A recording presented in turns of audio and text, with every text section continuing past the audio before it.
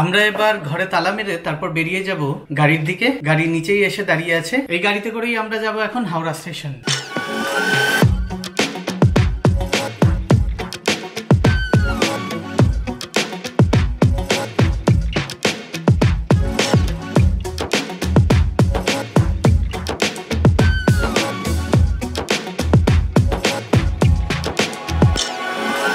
Eden garden cross করে গেছি আর মোটামুটি 15 থেকে 20 মিনিট লাগবে ম্যাক্সিমাম। এর মধ্যে আমরা পৌঁছে যাব হাওড়া স্টেশন।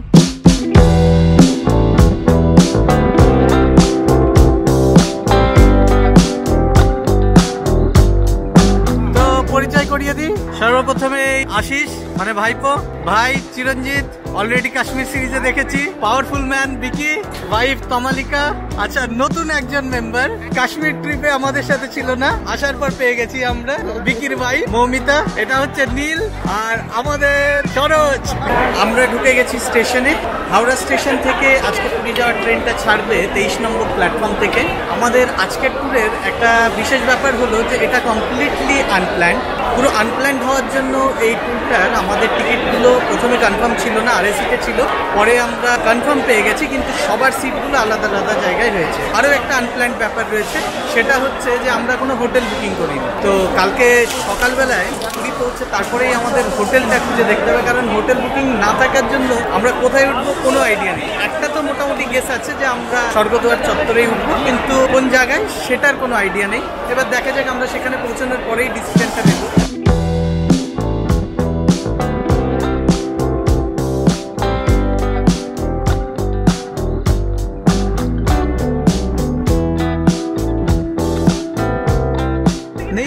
কোথায় যাচ্ছি আমরা? যাচ্ছি পুরী। তাহলে আমাদের ট্রেনটা এখন ছাড়লো, তাই তো? যদিও একটু আগে ছাড়ার কথা। কত মিনিট লেট আছে? মোটামুটি 11টা বাজছে, 20 মিনিট লেট। আমাদের খাবারটাও খেতে হবে তো নাকি? রাতে খাবারের মেনুতে কি আছে সেটা আমি জানি না। তুই জানিস না, তাই তো? আশিস, জানিস আজকে খাবারে কি আছে?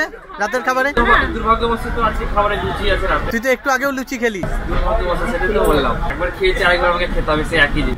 তোর রাতের খাবার বাদ। তাহলে কেমন লাগছে প্রথমবার পুরী যাওয়ার?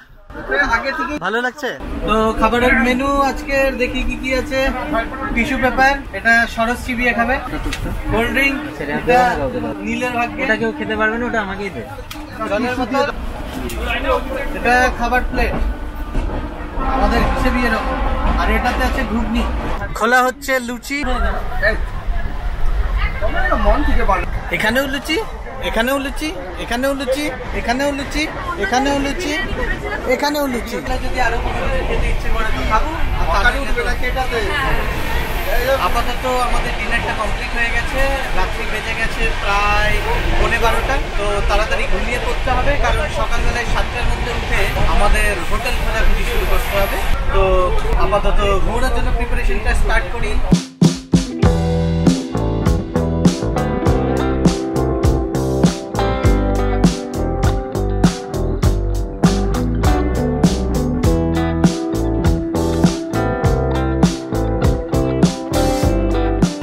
এখন বাজছে সকাল 6:30।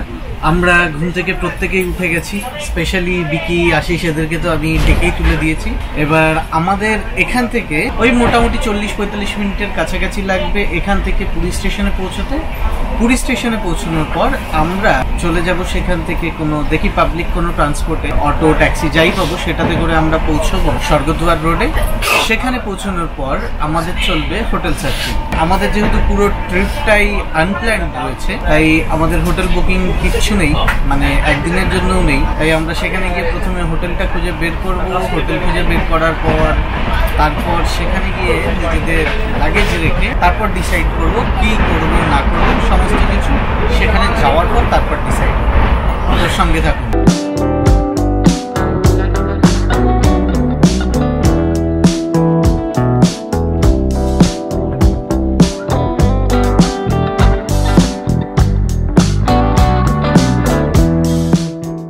মোটামুটি 10 মিনিট হয়ে গেল, এখনো ট্রেনটা দাঁড়িয়েই আছে। আমাদের ডেস্টিনেশনে পৌঁছতে লেট হবে বুঝতেই পারছি। মনে হয় সিগন্যাল পাইনি বা কোনো রকম সমস্যা হচ্ছে, যার জন্য যাচ্ছে না। এখন বাজছে সকাল 6:50। আমাদের ট্রেন পুরী স্টেশনে ঢুকছে।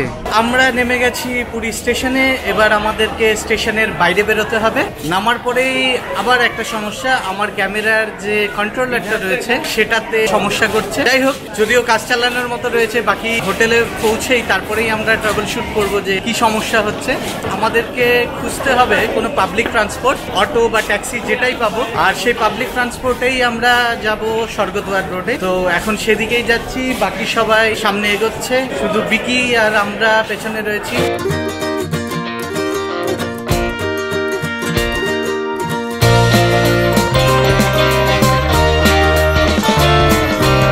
আমরা বেরিয়ে যাচ্ছি স্টেশনের বাইরে। বাইরে বেরোনোর পর তারপর ডিসাইড করব যে আমরা কিসে এখান থেকে স্বর্গদ্বার যেতে চলেছি। চলে এসেছি স্টেশনের বাইরে, বাজছে 7:12 সকাল।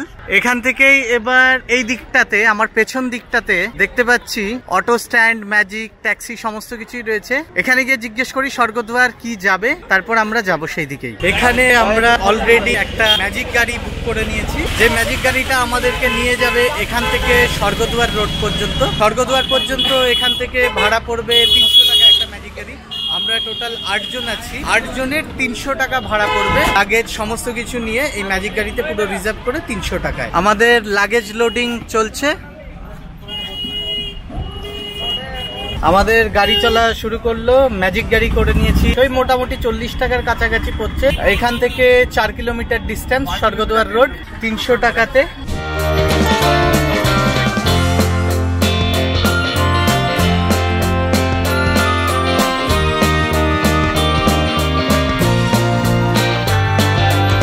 আমরা চলে এসেছি স্বর্গদ্বার রোডে। এই যে ডান দিকে দেখতে পাচ্ছেন পুরো সমুদ্র। এখন আমাদের নেক্সট কাজ হচ্ছে এখানে হোটেল খোঁজা। তো প্রথমে হোটেলের দিকে যাই। তো স্বর্গদ্বারে আমরা নামার পর এবার ঢুকে যাচ্ছি এই মার্কেটটার সামনের দিকে। এই মার্কেটের এখানেই একটা হোটেল আছে আমাদের জানা, যে হোটেলটার প্রাইস অনেকটাই কম থাকে। এবার আজকে গিয়ে দেখি সেখানে আমরা রুম পাচ্ছি কি পাচ্ছি না, আর পেলে কত টাকা চার্জ চাইছে। তো আমরা যাই সেই দিকটাতে। এই সামনের এই রাস্তাটা দিয়ে এগিয়ে যেতে হবে। আমরা একটু সামনের দিকে এগিয়ে যাচ্ছি। সামনে ডান দিকটাতে থাকার কথা, একটু এগিয়ে এই রাস্তাটা ধরেই জগন্নাথ মন্দিরের দিকেও যাওয়া যায়। সমুদ্র থেকে ওই মোটামুটি 200-250 মিটার মতন সামনে এগিয়েই সেই হোটেলটা থাকার কথা। এই গলিটা দিয়ে ভেতরে ঢুকতে হবে। এটা দিয়ে ঢোকার পরেই এই জাস্ট এই বিল্ডিংটার পেছনের বিল্ডিংটাই। ঢোকার রাস্তাটা বেশ চাপা, কিন্তু খুব রিজনেবল প্রাইসে পাওয়া যায় এখানকার রুমগুলো। তো ঢুকেই রিসেপশনে কে আছেন দাদা? রুম হবে 3টে? হ্যাঁ, কটা হবে? হ্যাঁ, কতদিন থাকবে? আজকাল 2 দিন। দাদা, এখানে সিজনে আর অফ সিজনে রুম ভাড়া কত করে? নন এসি সিজনে 1500-1200 মতন থাকে, আর সিজনে 600-700 থাকে। এসি রুম আছে? এসি রুম নেই। এসি রুম নেই, তাই তো? আচ্ছা, আর খাওয়ার জন্য কোনো রেস্টুরেন্ট বা কোনো কিছু? সামনে হোটেল আছে। সামনে হোটেল আছে, সামনের হোটেল থেকে খাবার খেতে পারে। কিন্তু খাবার ঘরে নিয়ে এসে খেতে পারবে কি? খাবারটা অর্ডার দিলে খাবার রুমে ঢুকিয়ে দেবে। আচ্ছা, অর্ডার দিলে ওখানে অর্ডার দিলে এনে দিয়েও যাবে রুমে। ঠিক আছে, আর এই হোটেলের নাম্বারটা একটু বলে দেবে। হোটেল 8984 933 217 217। এই নাম্বারে ফোন করে ফোনেও বুকিং নিতে পারবে, তাই তো? ঠিক আছে। তো আমরা ঢুকে গেছি হোটেলে, বেশ কিছুক্ষণই হয়েছে। এবার হোটেলের রিসেপশনে ঢোকার পর যেটা, আমরা যেহেতু সকালে 7:30 ওই মোটামুটি 8:15 নাগাদ ঢুকে গেছি, তো তখনও পর্যন্ত প্রত্যেকটি রুম খালি হয়নি। তাই আমাদের কিছুক্ষণ ওয়েট করতে হয়েছে। ওয়েট করার জন্য আমাদেরকে একটা রুম রেডি করে দেওয়া হয়েছে। আমরা আমাদের সমস্ত লাগেজগুলো সেই রুমেই রেখেছি। তো আমি এবার নিচে নেমে যাচ্ছি গ্রাউন্ড ফ্লোরে, যেখানে আমাদের রুম রয়েছে। আমাদের রুম কোনটা? এটা? আচ্ছা, তো এই সামনের যে রুমটা রয়েছে, এই রুমটা আমাদেরকে দেওয়া হয়েছে। আমি এই রুমটাই ঢুকে দেখাচ্ছি কেমন এই রুমটা। একটু লাইটটা দেখি। এই যে দেখতে পাচ্ছেন, এই একটা টেবিল রয়েছে, এই টেবিলের জন্য এই চেয়ারটা। সামনে আছে একটা আয়না, ছোট্ট একটা টেবিল, পাশে এই বেড। এটা কিং সাইজ বেড আছে, ওইদিকে আরেকটা ছোট টেবিল, এইদিকে টিভি আছে, আর সাথে অ্যাটাচ বাথরুম। গিজারটা নেই, তবে এখনো গিজারের দরকারও সেভাবে নেই। তো মোটামুটি টিভিতে জানি না ঠিক কেবল চ্যানেল বা অন্যান্য যে কানেকশন গুলো রয়েছে ওটিটি প্ল্যাটফর্ম সেগুলো চলবে কিনা, বাট ওই আর কি প্রত্যেকটা হোটেলে যেমন দেওয়া থাকে সেরকমই দেওয়া রয়েছে। এই সিঁড়িটা দিয়ে উপরে উঠে গেলে রয়েছে আমাদের আরো আরেকটা রুম, সেটা ডাবল বেডেড রুম। সেখানে আমরা অলরেডি আমাদের লাগেজ গুলো রেখে দিয়েছি। এখন বাইরে বেরিয়ে প্রথমে ব্রেকফাস্টটা সেরে নেব। ব্রেকফাস্ট সেরে নেওয়ার পর সাইট সিন গুলো দেখার পর তারপর এসে আমাদের লাগেজ গুলো শিফট করব এই রুম গুলোতে। আপাতত যে ডাবল বেডেড রুম রয়েছে সেখানেই থাক সমস্ত লাগেজ গুলো, পরে এসে তারপর এই লাগেজ গুলো শিফট করে তারপর স্নান করতে যাব সমুদ্রে। আপাতত আর খুব বেশি দেরি না করে আমরা বেরিয়ে পড়ব আমাদের সাইট সিন ভ্রমণ করতে যাওয়ার জন্য। এবার আমরা হোটেল থেকে বেরিয়ে যাচ্ছি। প্রথমে ব্রেকফাস্ট সেরে নেব, আর ব্রেকফাস্ট সেরে নেওয়ার পর তারপর আমরা বেরিয়ে পড়বো সাইট সিন দেখার জন্য। বাকি সবাই সামনে আছে, আমরা সামনের দিকে যাচ্ছি। তো আমরা এখন হোটেল থেকে বেরিয়ে যে জায়গাটাতে আছি, এই যে রোডটা, এই রোডটার নাম স্বর্গদ্বার রোড। এখন সমুদ্রের দিকে যাচ্ছি, মানে হোটেল থেকে সমুদ্রের ডিস্টেন্স মোটামুটি 200 থেকে 300 মিটার, তার মধ্যেই সমুদ্র। এর মাঝেই রয়েছে বেশ কিছু দোকান। এই আমাদের হোটেল থেকে স্বর্গদ্বার পৌঁছতে রয়েছে অনেকগুলো হোটেল, যেগুলো মোটামুটি বাজেট ফ্রেন্ডলি। ওই প্রত্যেকটাই মোটামুটি 600-700 রেঞ্জে এখানকার হোটেলগুলো পাওয়া যায়। সকালবেলার এখন টাইম হচ্ছে মোটামুটি সকাল 9টা। খিদেটাও লেগে গেছে বেশ, কারণ আমরা কালকে রাতে শুধু লুচি খেয়েছিলাম অল্প কটা। এতক্ষণ হয়ে গেছে, সকালে আর কোনো চাও খাওয়া হয়নি বা অন্য কোনো কিছুই খাওয়া হয়নি। তো এখানে দেখি এখন কি কি খাবার পাওয়া যাচ্ছে। সেরম ভাবে তো কোনো ব্রেকফাস্টের দোকান এই দিকটাই দেখতে পাচ্ছি না, ম্যাক্সিমামই মিষ্টির দোকান। বাইরে এই মুহূর্তে রোদ্দুরটা অনেকটাই বেশি, কিন্তু গরম সেভাবে লাগছে না, কারণ রোদ্দুর থাকলেও টেম্পারেচারটা সেরম নেই। এইদিকেও প্রচুর দোকান রয়েছে। এই রাস্তাটা দিয়ে সামনে এগিয়ে এসেই এই যে আমাদের সামনে যতদূর চোখ যাচ্ছে শুধু সমুদ্র আর সমুদ্র। এই মুহূর্তে প্রচুর রোদ্দুর থাকার জন্য অতটা ভালোভাবে ভিডিওতে দেখা যাচ্ছে না, কিন্তু আপনি লক্ষ্য করলেই দেখতে পাবেন। দেখুন আকাশ আর সমুদ্র কোথায় মিশেছে একদমই বোঝা যাচ্ছে না। স্বর্গদ্বার রোড চিনতে হলে আপনাকে ফোকাস করতে হবে রাস্তার শুরুতেই যে একটি মূর্তি রয়েছে চৈতন্যদেবের মূর্তি, সেটার উপরে। রাস্তার ধারের এই দোকানটাতেই আমরা আমাদের খাবার অর্ডার করেছি। এখন আমরা এখান থেকে খাবার খেয়ে তারপর অটো বুকিং করে আমরা চলে যাব সাইট সিন গুলো দেখার জন্য।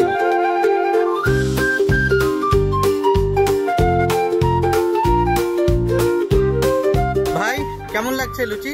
মোটামুটি খুব একটা ভালো, খারাপ। লুচির সাথে কি কি আছে একটু দেখা।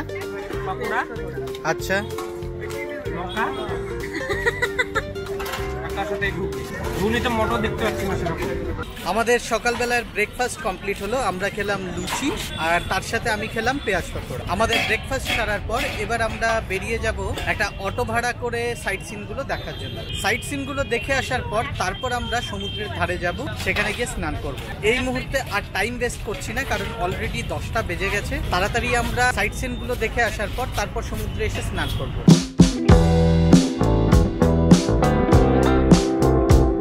প্রত্যেকে মিলে আমরা সানগ্লাস কিনে নিলাম। 600 টাকায় 7টা সানগ্লাস। এই যে আম্মা আমাদেরকে 600 টাকায় 7টা সানগ্লাস দিলেন। আম্মা থ্যাংক ইউ।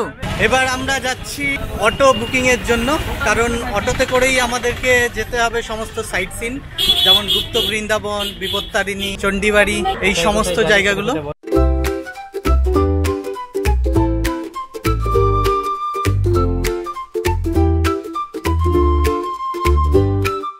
তো আমরা এসে পৌঁছে গেছি বিপত্তারিণী চণ্ডীবাড়িতে। এখানে রয়েছে একটি মন্দির।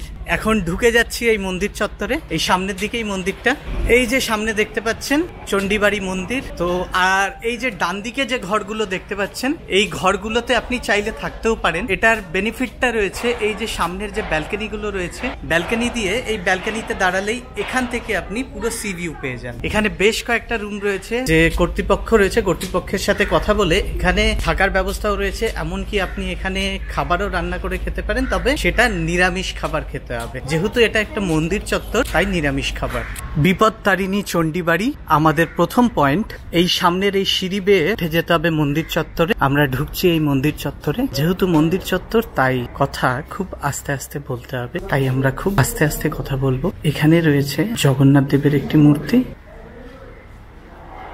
আর পাশেই রয়েছে দেবী মূর্তি। খুব সুন্দর শান্ত মনোরম পরিবেশে এই মন্দিরটি। এই যে দূরে, এটা সমুদ্র, তারপরে রাস্তা, তারপরেই এই মন্দির চত্বরে ঢোকার রাস্তা। এই মন্দির দর্শনের পর এবার আমরা এগিয়ে চলেছি আমাদের সেকেন্ড পয়েন্টের দিকে। তো তার জন্য আমাদের এই মন্দির চত্বর থেকে বাইরে বেরিয়ে আবার সেই অটোতে বসে যেতে হবে। সেই অটো নিয়ে যাবে আমাদেরকে পরবর্তী গন্তব্যে। তো চলুন ফটাফট আমরা গিয়ে অটোতে বসে যাই। আমাদের হাতে সময় আছে 3 ঘন্টা। 3 ঘন্টার মধ্যে আমাদেরকে প্রত্যেকটা লোকেশনই কভার করতে হবে। 3 ঘন্টার জন্য আমাদের 8 জনের কাছ থেকে চার্জ নেওয়া হচ্ছে মোট 500 টাকা। রাস্তার পরিস্থিতি অত্যন্ত খারাপ। এবড়ো খেবড়ো রাস্তাতে এগিয়ে চলেছি, কোনোভাবেই ক্যামেরা কন্ট্রোল করা যাচ্ছে না, খুব কষ্ট করে ধরে রাখতে হচ্ছে। আমরা এসে পৌঁছলাম আমাদের সেকেন্ড পয়েন্ট, যেটার নাম গুপ্ত বৃন্দাবন। আগের বার এসে আমি একজনের ভিডিও বানিয়েছিলাম, একজন অটো চালকের। তো তাকে আজকে আবার দেখতে পেয়ে বেশ ভালো লাগলো, যে ভাবিনি কোনোদিন আবার কারোর সাথে এইভাবে দেখা হয়ে যাবে। এবার আমরা ঢুকে যাব সামনের দিকে। সামনে যে গেটটা দেখতে পাচ্ছেন, এটাই হলো গুপ্ত বৃন্দাবন চত্বরে ঢোকার মেন গেট। এটা দিয়ে ঢুকে যেতে হবে। ঢোকার পরেই ভেতরে নজরে পড়বে গণপতি বাবার একটি মূর্তি। এই দিকে রয়েছে একটা হাতির পিঠে চড়ে একজন সানাই বাজাচ্ছেন এরকম একটি মূর্তি। আর এই দিকেও ঠিক তাই। এই যে এই দিকটা দিয়ে বাদিকে বেরিয়ে যেতে হবে। বাদিকে আসার পর তারপর এই চত্বরে ঢোকা যাবে। এই যে গণপতি বাবার যে মূর্তিটি দেখলেন, এর পেছনেই দেখুন আরেকটি মূর্তি রয়েছে। এখানে রয়েছে, সামনে ঢোকার পরেই দেখতে পাবেন জগন্নাথ দেবের আরেকটি মূর্তি। এখান থেকে আবার বাদিকে যেতে হবে। বাদিকে এগিয়ে যাচ্ছি। বাদিকে এগিয়ে যাওয়ার পর একটা ঘরের মতন দেখা যাচ্ছে। এখানে এই ঘরটা এই সামনেটা দিয়ে ঢুকতে হবে। এই যে এটা দিয়ে এখানে একটা ঘরের মতো যেটা দেখলেন, সেটা একটা মন্দির, সেটা রাধাকৃষ্ণ মন্দির। সেই মন্দিরে ভিডিওগ্রাফি নিষেধ রয়েছে, তাই ভেতরে রাধাকৃষ্ণের বিগ্রহ দেখাতে পারলাম না। তবে সেটা না দেখতে পেলেও আমরা সামনের দিকে এগিয়ে চলেছি। এবার সামনের দিকে আরো এক্সপ্লোর করে দেখবো কি কি আছে। এই পুরো চত্বরে প্রচুর পরিমাণে দেবদেবীর মূর্তি রয়েছে। এছাড়া রয়েছে বিভিন্ন ধরনের চিত্র। যেমন দেখুন, এই যে সামনে এখানে একটা চিত্রকলা প্রদর্শন করা রয়েছে। এই রকমই প্রচুর চিত্রকলা, যেটা শ্রীকৃষ্ণ বা চৈতন্য দেবের জীবনী সংক্রান্ত, সেই ধরনের অনেক কিছুই এখানে পেয়ে যাবেন। এখানে রয়েছে শ্রী চৈতন্য মহাপ্রভুর ষড়ভুজের একটি মূর্তি। দারুণ সুন্দর এই মূর্তিটি। আচ্ছা, আরেকটু সামনে এগিয়ে যাচ্ছি। এখানে আগের বার যখন এসেছিলাম তখন এই মূর্তিটি দেখতে পাইনি, কিন্তু এখন দেখুন এখানে একটা বিশাল আকৃতির চৈতন্য দেবের মূর্তি তৈরি করা হয়েছে। অপরূপ সুন্দর এই মূর্তিটি। এই মূর্তিটির নিচে যদি দেখেন তাহলে দেখতে পাবেন প্রচুর ছোট ছোট আরো মূর্তি দিয়ে সাজানো রয়েছে এই চত্বর। এখানে কীর্তন করাকালীন সময়ের চিত্র পরিস্ফুটন করা হয়েছে। চৈতন্য দেবের যে বড় মূর্তিটি রয়েছে, এই মূর্তিটির চতুর্পার্শ্বেই এই ধরনের জল রয়েছে, আর জলের মধ্যে ছাড়া রয়েছে বেশ কিছু মাছ। মাছগুলোর এখানে চলাফেরা করা দেখতে দারুণ দেখায়। কথিত আছে মহাপ্রভু চৈতন্যদেব তার জীবদ্দশায় এখানে এসে বেশ কিছু কাল সময় অতিবাহিত করেছিলেন সাধনা করে। তাই এই জায়গাটার গুরুত্ব তো অপরিসীম। এখানে প্রচুর পর্যটক যারা পুরী ভ্রমণ করতে আসে, তারা এসে এই জায়গাটা অবশ্যই ভ্রমণ করে। এই জায়গার শান্ত মনোরম পরিবেশ, আর এইদিকে যে পরিমাণে শ্রীকৃষ্ণ চৈতন্য দেবের জীবনীর বিভিন্ন সময় কালকে তুলে ধরা হয়েছে বিভিন্ন ধরনের মূর্তি বা চিত্রকলার মাধ্যমে, তা ভাষায় ব্যক্ত করার মতো নয়। আপনি এখানে এলে খুব ভালো লাগবে আপনার এই চত্বর। তো চেষ্টা করুন এখানে এসে ঘুরে দেখার। যখনই আপনি পুরী ভ্রমণ করতে আসবেন অন্তত পক্ষে একবার আসুন, খুবই ভালো লাগবে। এই বড় মূর্তির চারিদিক প্রদক্ষিণ করে এবার আমরা এগিয়ে যাচ্ছি সামনের দিকে। সামনের দিকেও আরো প্রচুর মূর্তি রয়েছে। মোটামুটি এই জায়গাটা ঘুরে দেখতে অন্তত পক্ষে 8 ঘন্টার উপরে তো লাগবে। তো আমরা একটু তাড়াতাড়ি করব, কারণ আমাদের হাতে মোট সময় আছে 3 ঘন্টা। এর মাঝে আমাদের 7-8টি জায়গা ঘুরে দেখতে হবে। তো চলুন সামনের দিকটা ঘুরে দেখি। এবার আমরা যাচ্ছি আরো একটু ভেতরের দিকে। সামনেই এই জায়গাটার একটা বিশেষত্ব হলো, দেখুন এই যে উপরের দেখতে পাচ্ছেন, উপরে চালার মতন করা রয়েছে, আর ঢোকার পরেই সামনে রাধাকৃষ্ণের একটি মূর্তি। অসম্ভব সুন্দর এই মূর্তি থেকে ভেতরের দিকে যদি যাচ্ছি, তাহলে বাদিকে তাকালেই দেখা যাবে লক্ষ্মীনারায়ণের একটি মূর্তি রয়েছে। একটি পুকুরের মধ্যে ছোট জলাশয় তৈরি করা রয়েছে তার মাঝে। সামনে এগোলে আরো দুটো মূর্তি, শ্রীকৃষ্ণ চৈতন্য আর শ্রী নিত্যানন্দের দুটো মূর্তি রয়েছে সামনেই। এখান থেকে বাদিকে যদি চলে যাচ্ছি, তাহলে এখানে আরো একটি মন্দির রয়েছে। ভেতরে ঢুকছি। এইদিকে চিত্রকলাতে পরিবেশন করা হচ্ছে শ্রীকৃষ্ণের জীবনের বেশ কিছু অধ্যায়। এই মন্দিরের ভেতরে রয়েছে রাধাকৃষ্ণ আর অষ্টসখীর দোলনকুঞ্জ, যেখানে রাধা 8টি সখী আর শ্রীকৃষ্ণ দোলনাতে বসে রয়েছেন। পেছনেই দেখলেন শ্রীকৃষ্ণ আর রাধা রয়েছেন দোলনাতে বসে, আর তাদের সাথে রয়েছে অষ্টসখী। এই দোলনকুঞ্জ দেখার পর এবার সামনের দিকে এগিয়ে চলেছি। এই চত্বরটি বেশ বড়, এখানে আগেই বলেছি প্রচুর সংখ্যক মূর্তি রয়েছে আর এখানে চিত্রকলা পরিবেশিত রয়েছে, যেগুলি মূলত ধর্মীয় ধ্যান ধারণার ভিত্তিতেই তৈরি করা রয়েছে। সেখানে শ্রীকৃষ্ণের জীবনের বিভিন্ন গুরুত্বপূর্ণ অধ্যায়গুলিকে পরিবেশিত করা রয়েছে আর শ্রীকৃষ্ণ চৈতন্যের জীবনেরও অনেক অংশকে উপস্থাপিত করা রয়েছে বিভিন্ন ধরনের চিত্রকলা আর মূর্তির মাধ্যমে। আমরা এগোতে এগোতে এসে পৌঁছে গেছি এই চত্বরের প্রায় শেষ প্রান্তে। এখানে রয়েছে আরো একটি মন্দির, এটি হলো শনিদেবের মন্দির। দেখুন কি সুন্দর মন্দির, কালো রঙের এই মন্দির চত্বর। এটি রয়েছে গুপ্ত বৃন্দাবন চত্বরের শেষ প্রান্তে। এখান থেকে আবার আমরা ফিরে যাব যে দিকটায় আমাদের অটো রাখা রয়েছে সেই দিকটাতে। তবে আমরা যে দিক দিয়ে ঢুকেছিলাম সেই দিক দিয়ে না ঢুকে আমরা একটু অন্য দিক দিয়ে বেরাবো, যেদিকে রয়েছে আরো অনেক মূর্তি। শনিদেবের মন্দির চত্বরের পেছন দিকে রয়েছে একটি চক্র। এই চক্রের সামনে দাঁড়িয়ে প্রত্যেকে এই ছবি তুলতে বেশ পছন্দ করে। আগেও আমার এখানে আসা হয়েছে, তাই এই চত্বরে আমার কাছে খুব একটা বেশি কিছু নেই নতুন দেখার মতো। তবে আপনি যদি এখানে প্রথমবার আসেন আপনার এই জায়গাটা দেখতে খুবই ভালো লাগবে। আচ্ছা, এই দিকটাই একটা জিনিস দেখাই। বাদিকে আমার রয়েছে সমুদ্র মন্থন, যে আমরা জানি সেই সমুদ্র মন্থনের ঘটনাকে মূর্তির মাধ্যমে প্রকাশ করা রয়েছে এখানে। দেখুন পুরো সমুদ্র মন্থনের যে দৃশ্য রয়েছে সেটা এখানে উপস্থাপন করা রয়েছে। এবার আমরা এগিয়ে যাচ্ছি সামনের দিকে। ওরা ইতিমধ্যে বেশ কিছুটা সামনে এগিয়ে গেছে। বাইরে বেরিয়ে অটোতে চেপে আবার আমরা পৌঁছে যাব আমাদের পরবর্তী গন্তব্যের দিকে।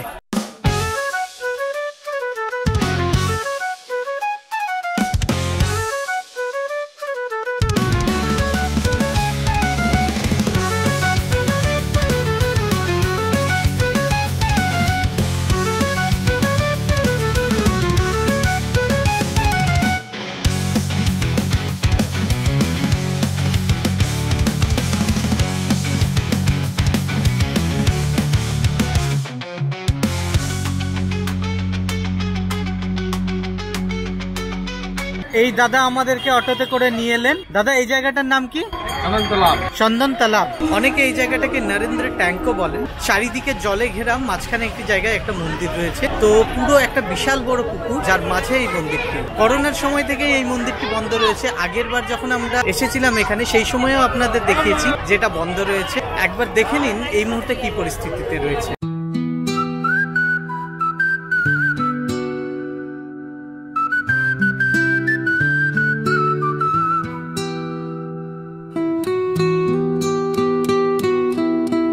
যেহেতু এই মুহূর্তে এই মন্দিরটা বন্ধ রয়েছে তাই এখানে আর আমরা বেশিক্ষণ সময় কাটাবো না। আমরা আবার ফিরে যাব আমাদের অটোতে চড়ে আমরা চলে যাব আমাদের নেক্সট গন্তব্যে। তারপর আমাদের একটু তাড়াতাড়ি করতে হবে, কারণ অলরেডি আমাদের 2-2.5 ঘন্টা সময় অতিবাহিত হয়ে গেছে। আমাদের তাড়াতাড়ি পৌঁছে হোটেলে, সেখান থেকে বেরোতে হবে স্নান করার জন্য। তবে এই নরেন্দ্র ট্যাঙ্ক বা চন্দন তালাব এই মন্দির চত্বরটা বেশ সুন্দর। বন্ধ থাকলেও বেশ ভালো লাগবে এই চত্বরটা।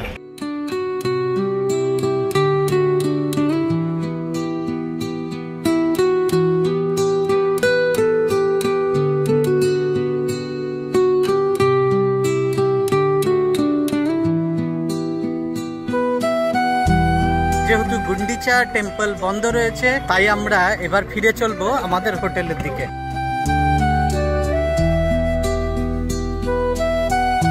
আমরা অলরেডি যত সাইট সিন গুলো আছে সেগুলো ঘুরে চলে এসেছি। এবার আমরা ফিরে যাচ্ছি আবার হোটেলের দিকে। স্বর্গদুয়ার থেকে মন্দিরের দিকে যাওয়ার যে রাস্তা, সেই রাস্তাতেই এগিয়ে গেলে মাত্র 100 থেকে 150 মিটার সামনে রয়েছে আমাদের হোটেল। হোটেলে ফিরে আমাদের ড্রেসগুলো চেঞ্জ করে তারপর আমরা আবার চলে আসবো সমুদ্রের ধারে।